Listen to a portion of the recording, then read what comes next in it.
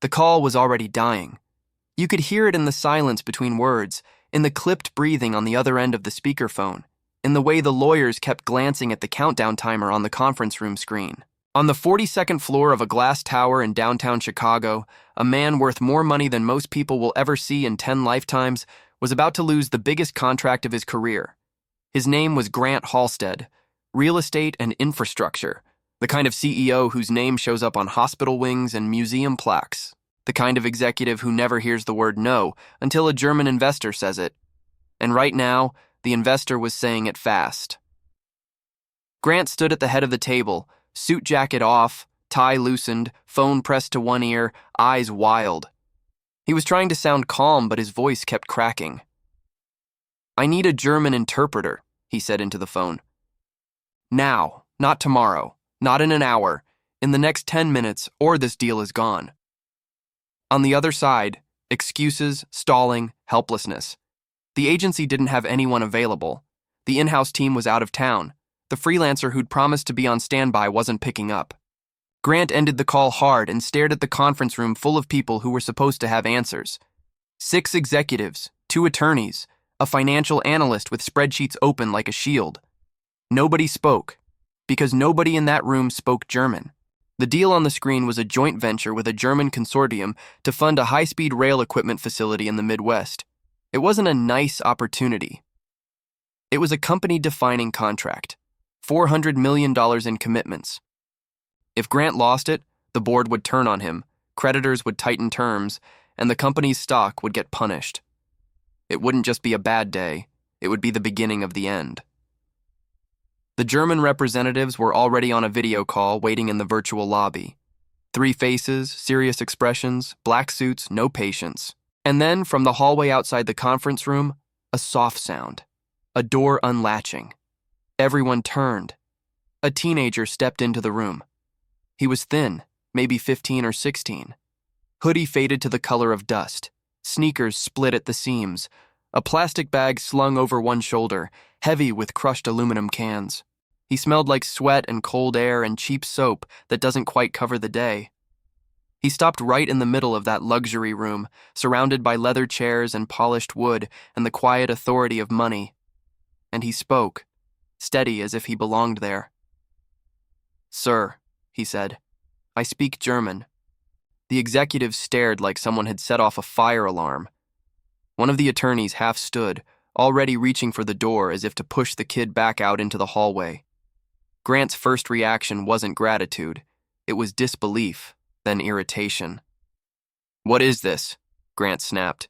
"Who let you in here?" The teenager swallowed. His voice stayed firm anyway.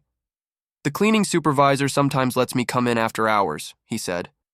"I collect cans from the break rooms. I heard you in the hallway. I can translate. I'm fluent."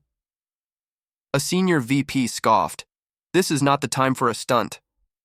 But Grant was staring at the kid in a different way now. Not because he suddenly trusted him, because Grant had run out of options. The countdown on the screen said 8 minutes. Grant exhaled through his nose, jaw tight. "You have 10 seconds, he said. "Say something in German, anything, now." The boy didn't hesitate. He spoke a full sentence in German, fluid and precise, with a pronunciation so clean it made the room go quiet. Not textbook German. Real German. A kind of German you only get from hearing it, living it, practicing until your mouth and brain stop translating and start thinking. Grant's eyes widened. "Sit," he said, pointing to the chair beside him. "Right now." The teenager lowered his bag of cans to the floor, like it weighed 100 pounds, and sat carefully on the edge of a leather chair that probably cost more than his entire wardrobe. His hands shook. Grant leaned toward him. "What's your name?" "Ethan," he said. "Ethan Reyes." Grant didn't ask where he learned it. Not yet. He clicked the mouse, admitted the German team into the meeting, and the screen filled with 3 men and 1 woman in a minimalist boardroom somewhere in Frankfurt. Grant forced a smile. "Thank you for your patience," he said. The German lead, a man with steel-gray hair, answered sharply. Ethan leaned in, listening. Then he translated instantly. They're saying time is money, Ethan told Grant. They're concerned about our delays and want confirmation on delivery guarantees. Grant blinked. Tell them we can commit to the updated timeline and provide performance bonds, Ethan translated. Fast. Clean. The conversation moved like a freight train. Legal clauses, penalty terms, milestones. Risk allocation. And Ethan wasn't just converting words, he was interpreting meaning. When one of the Germans used an idiom that would sound insulting in English, Ethan adjusted it so it landed correctly. They're not calling us dishonest, Ethan murmured at one point. It's a standard phrase. They want proof. Hard guarantees, not optimism. Grant felt something shift in his chest. He was watching a kid who looked homeless navigate high-stakes corporate language like he'd been born in it. The executives stopped whispering. The attorneys stopped flipping pages. Everyone just listened. At minute 25, the German team raised a concern about an American subcontractor's past safety violations. Grant started to speak, defensive, but Ethan put a hand up slightly, a subtle stop. Let me handle the tone, Ethan said quietly. He spoke in German for nearly a full minute, calm and respectful, acknowledging the concern without admitting liability, offering a third-party safety audit, and reframing the subcontractor's recent improvements as a reason for confidence. When he finished, the German woman on screen nodded. Grant's mind raced. How did this kid know how to do that? The call lasted 43 minutes. At the end, the lead German investor's face softened. He spoke again. Ethan listened and translated with a small, almost relieved smile. They accept, Ethan said. They'll send the final digital signature packet today. They want the press release coordinated for next week. Grant didn't move. $400 million saved. Not by his executive team, not by his lawyers, by a teenager with a bag of cans on the floor. The screen went dark as the call ended. The room stayed silent for a beat too long. Then Grant stood slowly, as if his legs had forgotten how. He looked at Ethan. Where did you learn German like that? He asked. Ethan's shoulders tightened. He seemed ready for someone to laugh at him. The public library, he said. The Harold Washington Library. I went after school. I watched lectures, listened to German radio, found old textbooks. I talked to an older couple in my neighborhood who moved here from Germany. I practiced every day. Grant's expression shifted, and the anger that had been aimed at the situation turned inward. Because Grant suddenly saw the truth. This kid wasn't a miracle. He was work, discipline, need. Ethan hesitated, then added, My mom's sick. I collect cans because we need money, but I also like languages. It's the only thing that feels like a way out. One of the executives looked away, uncomfortable. Grant's voice came out quieter than anyone in the room had ever heard it. You saved my company, he said, and I didn't even know you existed. He glanced at his assistant, a sharp, polished woman named Madison Clark, who had been standing near the door taking notes. Madison's expression was unreadable. Grant pointed at Ethan. He comes back tomorrow, 8 a.m. temporary interpreter. We pay him daily, whatever he needs. Make it happen. Ethan blinked hard. I don't have good clothes, he said. Grant waved it off. Show up, that's all. Ethan nodded, grabbed his bag of cans, and left with a speed that made it look like he was afraid someone would change their mind. Grant watched him go. Then he turned to his executive team, voice like gravel. That kid has more competence than half this room, he said. No one argued.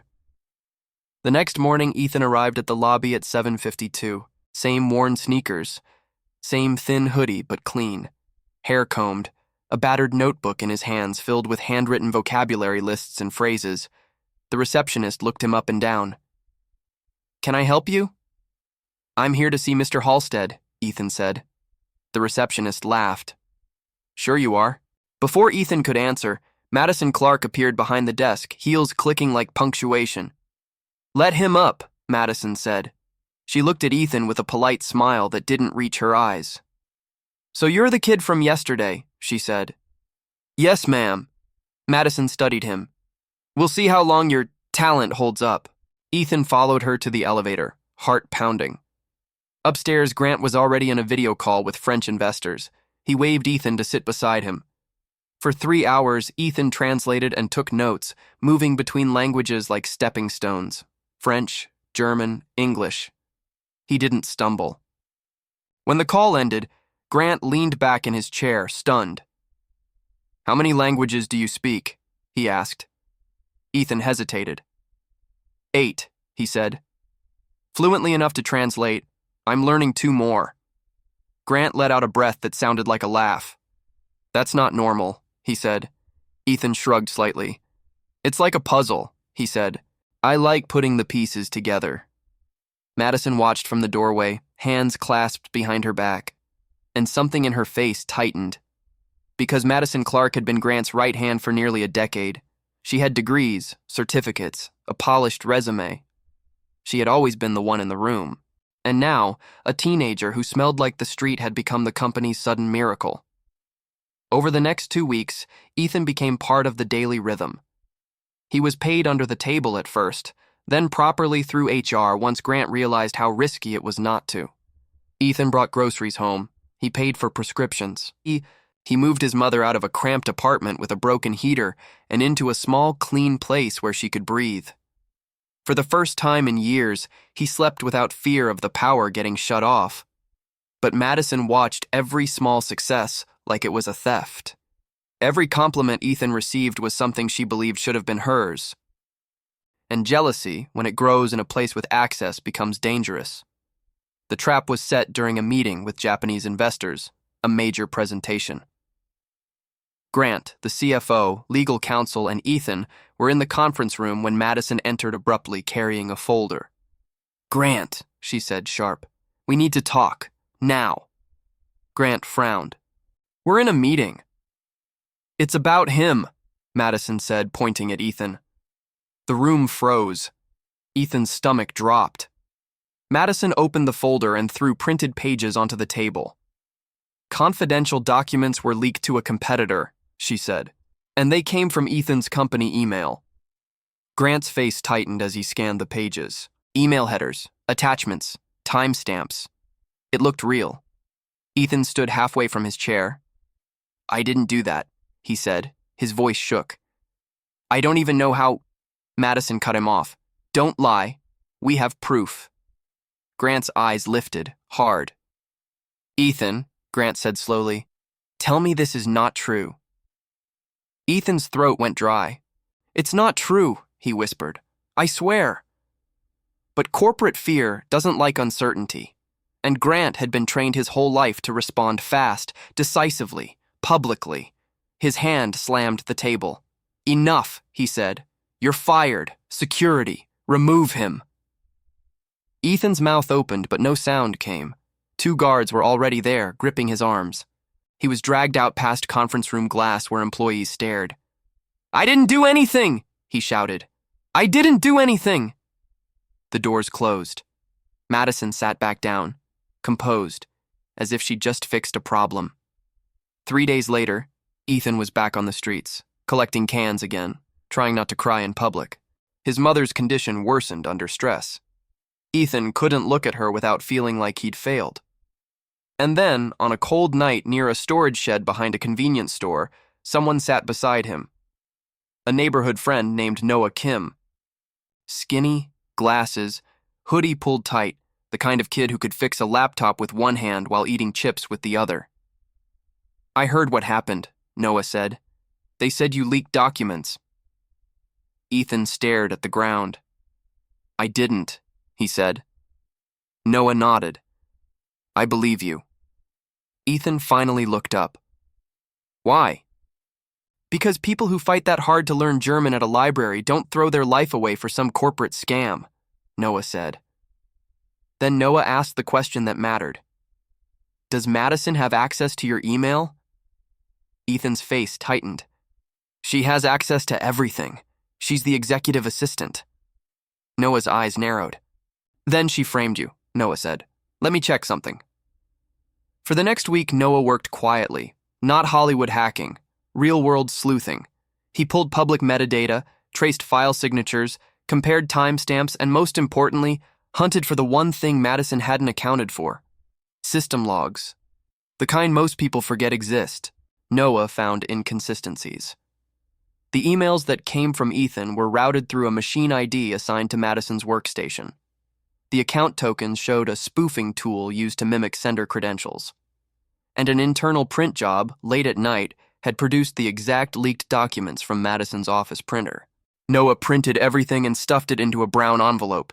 He handed it to Ethan like it was fragile. "This is it," Noah said. "Proof. Go get your life back." Ethan's hands shook as he held the envelope. "Thank you," he whispered. That weekend, Ethan went to Grant Halstead's house. Not an apartment. A lakefront mansion outside Chicago with a gate and cameras and landscaping that looked like it belonged to a resort. Ethan pressed the intercom. A pause. Then a voice. "Who is it?" "It's Ethan Reyes," he said. "I need to talk to Mr. Halstead." Silence. The gate clicked. "Come in," the voice said. Ethan walked up the long driveway, every step heavy. Grant opened the front door wearing a casual sweater, looking tired, the kind of tired money can't fix. "What do you want?" Grant asked. Ethan held out the envelope. "Justice," he said. Grant opened it, read the first page, then the next. His face changed in stages. Confusion, recognition, then anger so sharp it looked like pain. "My God," Grant murmured. "Madison did this." Ethan nodded. "I didn't steal anything. I was humiliated for nothing." Grant closed his eyes. When he opened them again, something had shifted. Not just guilt, responsibility. "I should have investigated," Grant said. "I'm sorry. I was wrong." Ethan's voice stayed controlled. "I just want the truth officially." Grant nodded. "You'll have it. Monday. Internal hearing. If this is real, she's done." Monday came. The hearing wasn't dramatic. It was cold, clinical, and absolute. ET confirmed the logs. Legal confirmed the forgery. HR confirmed Madison's access patterns. Madison Clark was fired on the spot. A criminal investigation followed. Charges for falsifying evidence and corporate sabotage. She cried, pleaded, tried to blame stress. But the truth doesn't care about excuses. Ethan was invited back to headquarters. This time not through the side entrance, through the front. Grant gathered the board and senior leadership. Ethan stood in the same room where he'd been dragged out. Grant faced him, voice steady. "I failed you," Grant said. "You were loyal, competent, and honest, and I acted like you were disposable." Grant extended his hand. "I'm offering you a role," he said. "Apprentice coordinator for international relations, mentorship, salary, benefits, education support. When you turn 18, the position becomes permanent." Ethan's eyes filled. Then Grant added the part that mattered most. "And you'll help us build a program for kids like you," he said. "Paid internships, language scholarships, a path into this company for talent that doesn't come with a polished resume." Ethan nodded, tears slipping down before he could stop them. "I accept," he said. They shook hands. Years passed. Ethan grew into the job. He led international teams, negotiated contracts that made headlines, traveled to Berlin, Tokyo, Paris, and back. His mother got the medical care she needed, the kind that doesn't come with fear attached. Eventually, she took a stable administrative job through the company, proud to earn her own paycheck in a safe office. Noah Kim, the friend who found the truth, got his computer science degree paid for through Grant's new scholarship fund. He later joined the company as a cybersecurity analyst, making sure no one could ever be framed the way Ethan had been. And Ethan never forgot the origin point, not the skyscraper, the library. Every month he visited the Harold Washington Library. He donated laptops, headphones, language software. He funded weekend classes. He paid for transit cards so kids from the South and West Sides could actually get there, because he understood something that most boardrooms pretend not to see. Talent doesn't only grow in safe neighborhoods, it grows in survival, in hunger, in the stubborn decision to keep learning when nobody is clapping for you. And in 10 seconds, a kid with a trash bag proved that a person's value is not their clothes, their address, or the assumptions people make when they walk into a room. It's what they can do when the clock is running out. If this story hit you, tell me where you're watching from and what skill you taught yourself when nobody believed in you. Because the next person who saves the day might not look like the hero at all.